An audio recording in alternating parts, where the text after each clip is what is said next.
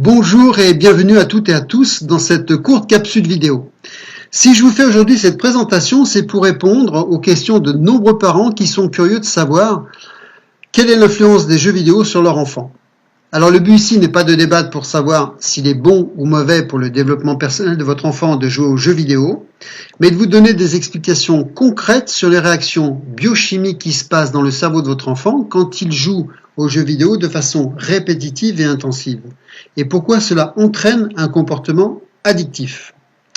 Alors vous n'ignorez pas que l'évolution des médias et de la technologie a engendré depuis une vingtaine d'années un changement radical et important de nos comportements et de nos habitudes.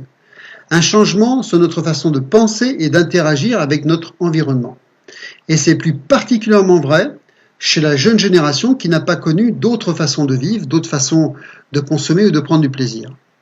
On sait aujourd'hui que lorsque les enfants jouent aux jeux vidéo, qu'ils font peut-être exploser une tour, qu'ils tirent sur quelqu'un, qu'ils détruisent un bâtiment, qu'ils construisent et inventent des mondes imaginaires et qu'ils finissent à niveau dans leur jeu, il y a une libération de dopamine dans leur cerveau. La dopamine, c'est l'hormone du plaisir. Et quand ils libèrent cette hormone, après avoir peut-être franchi un obstacle, atteint un objectif, le fait que la sécrétion de dopamine se répète dans le temps, par la répétition, heure après heure, jour après jour, eh bien cela engendre une poussée d'hormones qui provoque une désensibilisation des sites récepteurs des cellules de leur cerveau. Ça veut dire quoi ? Ça signifie que les centres du plaisir dans le cerveau de votre enfant se recalibrent. Ils se reprogramment pour atteindre un niveau supérieur. Les enfants ont donc besoin de jouer de plus en plus, encore et encore, pour recevoir la même dose de dopamine qu'ils ont reçue la dernière fois. Ça commence donc à ressembler à une addiction. Parce qu'à mesure que les centres du plaisir augmentent, cela demande et prend quelque chose de plus pour les activer à nouveau. Il faut donc savoir que lorsque le phénomène est répété encore et encore, en l'absence de jeux vidéo, les enfants ne peuvent plus éprouver de plaisir avec autre chose.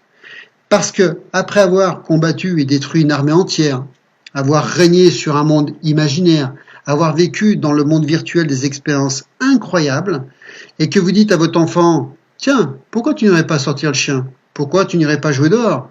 Regarde ce magnifique coucher de soleil. » Eh bien, vous voyez la tête de votre enfant? Vous savez d'ores et déjà qu'il va vous répondre que c'est très ennuyeux ce que vous leur proposez. Car leur centre du plaisir est maintenant tellement élevé qu'ils ne peuvent plus avoir de plaisir avec quoi que ce soit d'autre que des jeux vidéo. Leur cerveau adore apprendre. Il adore faire de nouvelles expériences, de nouvelles connexions. Et quand ça se produit, il y a une libération d'énergie.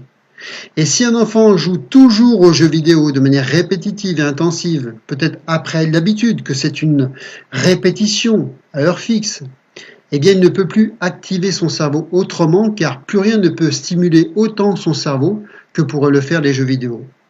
Et la seule chose qui pourrait lui permettre d'être présent, attentif, c'est peut-être de s'attirer des ennuis ou de jouer la comédie.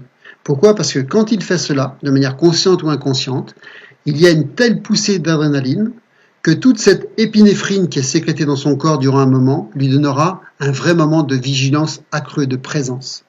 Mais nous savons aujourd'hui que l'adrénaline active le cerveau primitif et ce qui fait que cela désactive le lobe frontal et ça engendre, et nous le savons, à court terme et à long terme, de sérieux problèmes d'attention. Ce qui fait que 20 ans plus tard, une fois que cet enfant devient adulte, parce qu'il devra probablement faire face à des situations difficiles dans sa vie, du moins émotionnellement parlant, si la plupart du temps, quand cet adulte s'est habitué à des plaisirs extérieurs, qu'il s'est habitué à réguler ses émotions avec quelque chose d'extérieur, eh bien, quand il sera en situation difficile, il cherchera à nouveau quelque chose d'extérieur pour faire partir ses émotions, pour les maîtriser ou les contrôler. C'est ainsi que, par exemple, la drogue, l'alcool peuvent compenser. Car au moment où vous prenez de la drogue, de l'alcool, que vous pariez à des jeux de manière intensive, que vous jouez aux jeux vidéo de manière intensive, que vous faites des achats compulsifs, vous remarquerez un changement dans votre physiologie interne. Vous vous sentirez mieux et quand vous porterez attention au changement qui s'opère, parce que vous allez mieux et que vous en cherchez la cause, vous créerez une association. Et c'est comme cela que ça commence. Cela devient une addiction. Alors, que faut-il retenir des liens de cause et effet entre les jeux vidéo, vos enfants et le plaisir qu'ils éprouvent à jouer ? Les propos que je vais tenir n'engagent que moi. Alors ne gardez uniquement ce qui vous appartient, ce qui vous parle, et rejetez le reste. Même si la technologie aujourd'hui a bien des avantages en termes d'évolution sociétale, et bien que l'on doit vivre avec son temps et que cette technologie nous permet de faire des quantités de choses extraordinaires et incroyables dans nos vies, sachez qu'elle a créé chez nos enfants et chez les adultes que nous sommes de la distraction chronique qui nous empêche et empêche nos enfants d'être présents, de vivre le moment présent, le ici et maintenant. Pourquoi? Parce que nous sommes devenus addicts et attachés à cette technologie, à nos smartphones, nos ordinateurs, nos réseaux sociaux. Et pour nos enfants, qui seront adultes demain, eh bien, il est temps que nous puissions créer un équilibre entre cette technologie que nous ne maîtrisons pas encore et la nature qui en a tant besoin. De permettre à nos enfants de passer du temps dehors et de rendre hommage à la beauté de la nature, afin que nos enfants ne se coupent pas des racines biologiques de la Terre dont ils font inévitablement partie en tant qu'êtres humains. Voilà, c'est tout pour ce vlog. J'espère qu'il vous aura apporté des réponses concrètes, des informations utiles sur comment agit le cerveau de votre enfant lorsqu'il est soumis de façon répétitive et intensive aux jeux vidéo. Je vous remercie pour votre attention et je vous dis à très vite dans un prochain vlog. Merci, au revoir.